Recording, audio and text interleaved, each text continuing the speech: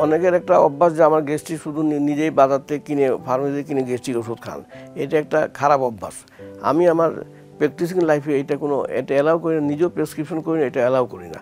Gastric ওষুধ যে খাচ্ছেন এতে করে কিন্তু তার আবার খাবার যে ওষুধের প্রয়োজন আরও বেড়ে যাবে। গ্যাস্ট্রিক ওষুধ খেলে এমনিতেই হাইড্রো অ্যাসিড কিছুটা কমার ফলে এটা আবার কিছু আবার বেড়ে যায়, আবার খেতে হয়।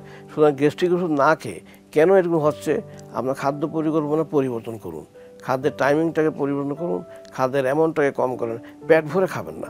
সায়েন্টিফিক সিস্টেম হচ্ছে পেটের 3 ভাগের 1 ভাগ খাওয়া থাকবে, মাঝের 1 ভাগ পানি থাকবে, উপরের 1 ভাগে আপনার ফ্রি থাকবে, যাতে খাওয়াগুলো নড়াচড়া করতে পারে। সুতরাং আপনি যদি খাওয়ার কোয়ালিটি এবং খাওয়ার কোয়ান্টিটি চেঞ্জ করেন তাহলে আপনার গ্যাস্ট্রিকটা চলে যাবে।